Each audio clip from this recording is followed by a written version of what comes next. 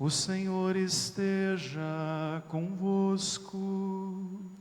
Ele está no meio de nós. Proclamação do Evangelho de Jesus Cristo, segundo Lucas. Glória a vós, Senhor. Naquele tempo, disse Jesus a seus discípulos: Eu vim para lançar fogo sobre a terra, e como gostaria que já estivesse aceso. Devo receber um batismo, e como estou ansioso para que isso se cumpra. Vós pensais que eu vim trazer a paz sobre a terra? Pelo contrário, eu vos digo, vim trazer divisão. Pois daqui em diante, numa família de 5 pessoas, 3 ficarão divididas contra 2, e 2 contra 3. Ficarão divididos o pai contra o filho, e o filho contra o pai, a mãe contra a filha, e a filha contra a mãe, a sogra contra a nora, e a nora contra a sogra. Palavra da salvação. Glória a vós, Senhor. Aleluia, aleluia, aleluia, aleluia, aleluia, aleluia, aleluia, aleluia. Caríssimos irmãos e irmãs, a liturgia do 20º domingo do tempo comum, de modo muito especial o Evangelho, se for ouvido e lido ao pé da letra, pode nos causar espanto e ao mesmo tempo nos deixar intrigados. Vejam que a gente poderia se perguntar: que fogo é esse que Jesus vai mandar sobre a terra? Depois, que batismo é esse que ele está ansioso, levando em conta que já estamos no meio do Evangelho de Lucas e ele já tinha sido batizado? Depois, ele acaba dizendo que veio trazer a divisão e não a paz. E vejam que lá na saudação da ressurreição, ele dizia: eu vos deixo a paz eu vos dou. Mas o que é que está acontecendo? Que esse evangelho acaba nos deixando até um tanto quanto surpresos, né? E a gente nem gosta muito de ouvir, porque são coisas que, se for lida ao pé da letra, de fato a gente não entende muito bem e foge muito da pregação de Jesus. Vale a pena então a gente mergulhar um pouquinho no que Jesus está querendo dizer e aprender com esse evangelho que ele quer nos ensinar. Primeiro, todas as vezes que algum dito de Jesus, algum dos evangelhos for um pouco estranho ou diferente da sua pregação, nós temos que tomar nota de que isso, a maioria das vezes, é uma citação de algum texto do Antigo Testamento. Essa parte da divisão de, numa mesma família, pessoas ficarem contra as outras, está inclusive no livro da profecia de Miqueias, capítulo 6. Só que aqui, Jesus fala de uma forma muito simbólica do que na verdade seria a vida do discípulo. Se a gente puxar na nossa memória, no domingo passado, a gente terminava o Evangelho ouvindo Jesus falar que éramos uma pequenina parte do seu rebanho que estava sendo enviada para constituir o reino de Deus. E aqui ele vai dizer um pouquinho dessa dinâmica do reino de Deus, o porquê do reino de Deus. E ele começa falando exatamente do fogo. Então Jesus diz: eu vim para lançar fogo sobre a terra, e como gostaria que já estivesse aceso. Esse fogo aqui não é a ideia que muitas vezes passa na nossa cabeça de fim do mundo, ou que Jesus tacaria fogo para começar tudo de novo. Inclusive, esse pensamento é um pensamento judaico. Eles diziam e ensinavam que a primeira vez que o mundo acabou foi em água e a segunda será em fogo. Mas no caso aqui, quando Jesus fala de fogo, ele está falando exatamente do Espírito Santo. Veja que quando a gente olha lá no início do Evangelho de João, João Batista vai dizer: eu batizo com a água, mas virá aquele que batizará com o fogo. É o Espírito Santo. Ao mesmo tempo, quando a gente acaba olhando o que celebramos em Pentecostes, no livro dos Atos dos Apóstolos, o Espírito Santo acaba tomando forma de labaredas de fogo.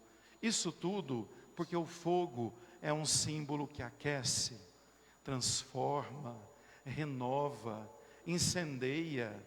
Vejam que quando os discípulos de Emaús estavam a caminho e Jesus ao lado deles, e eles não o reconheciam, quando Jesus falava da palavra, eles lembraram: o nosso coração ardia quando ele nos falava das Escrituras. Tudo isso, o símbolo do fogo, não é o fim do mundo, não é um símbolo apocalíptico, é um símbolo para lembrarmos que ele enviará o Espírito Santo. Por isso ele diz: e como gostaria que esse fogo no coração das pessoas já estivesse aceso. E daí, esse texto também é retomado lá no livro do Apocalipse, quando a uma das igrejas é dito: gostaria que vocês fossem quentes, porque morno ou frio não serve para mim, eu vomito. Então aqui, ao falar de fogo, Jesus está propondo uma caminhada de intensidade, de transformação, de abertura ao Espírito Santo. Para que o reino de Deus aconteça, os seus discípulos precisam estar repletos do Espírito de Deus. Depois, Jesus fala do batismo. Ele diz: devo receber um batismo, e como estou ansioso até que isso se cumpra. Tomando nota que ele já foi batizado, aqui a gente precisa entender o simbolismo do batismo. O grande símbolo é a água, e a água, ao mesmo tempo, é vida, é purificação, mas também, quando vem em forma de tempestade, ou também de afogamento, é símbolo de morte. Vejam que aí, quando Jesus fala que vai receber um batismo, ele já está anunciando o que vai acontecer com ele na cruz. Ele vai morrer, mas ele não está ansioso para morrer, ele está ansioso para cumprir o seu papel de, na morte e ressurreição, salvar a humanidade.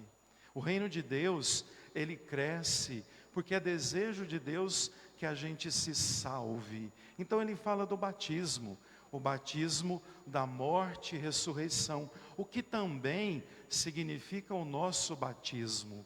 Lá no início, na igreja primitiva, a prática batismal, inclusive, para deixar isso bem claro, era feita a partir de uma pia batismal no formato de piscina. A pessoa entrava e lá ela era mergulhada 3 vezes, portanto batizada em nome do Pai, do Filho e do Espírito Santo. Aí, quando ela era emergida, havia sobretudo aquela ideia de que se morria para o pecado, e quando saía, até em busca de ar, que quando a gente mergulha, quando sai, você sai respirando era a ideia do sopro de Deus, da vida nova, da ressurreição. Então vejam, aqui, quando Jesus está dizendo do batismo que ele vai receber, ele está dizendo da morte, mas da ressurreição. Tudo isso como referência de salvação para a humanidade. Depois, Jesus fala de conflitos. Eu não vim trazer a paz, mas conflito, divisão. Aqui, ele não está falando daquela paz do ressuscitado. Aquela paz é espiritualidade, é experiência. Aqui, o que ele está dizendo é que, com certeza, no reino de Deus, vão haver pessoas numa mesma família que vai segui-lo e outras que não vão querer. De repente, o pai contra o filho, a filha contra a mãe, a nora contra a sogra, tudo isso é para deixar evidente que esses conflitos, essas tribulações farão parte da caminhada dos discípulos de Jesus. Até mais do que isso, Jesus não fica prometendo que nós não vamos ter problema, que não vai ter crítica. Quando prometem isso, sinto muito em dizer que isso é mentira. Jesus não promete isso em lugar nenhum no Evangelho. Aqui ele está querendo dizer que dentro da nossa família, muitas vezes, alguém vai nos criticar, vai demais na igreja, que tanto você vai atrás do padre, que tanto você faz lá, né? E veja que isso acontece em muitos lares.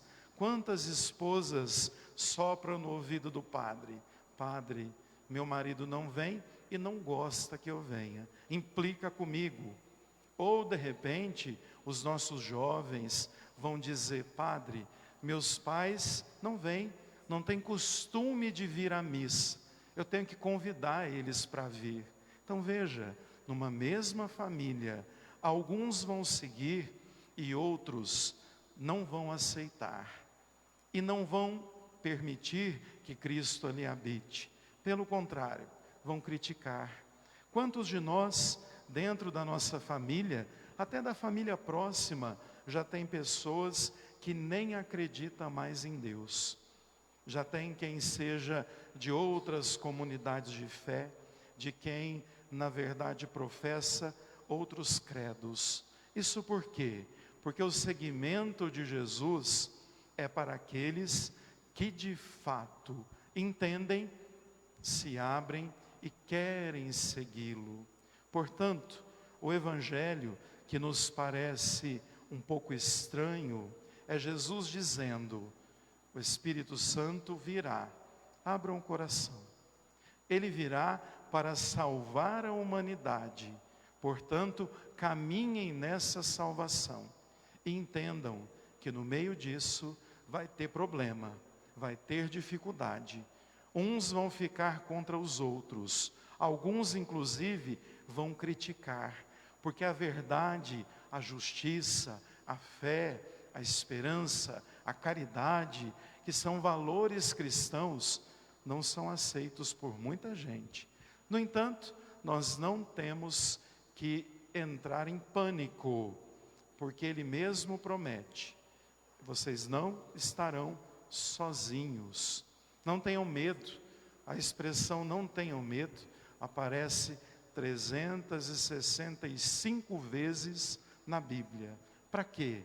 Para que a gente entenda que mesmo na tribulação, na dificuldade, Deus caminha conosco. Então eu desejo que cada um de nós viva essa fé. Não tenha medo de servir e amar. E saibam que o melhor caminho de fato é abrir-se ao reino de Deus e à sua justiça. Louvado seja o nosso Senhor Jesus Cristo. Para sempre seja louvado.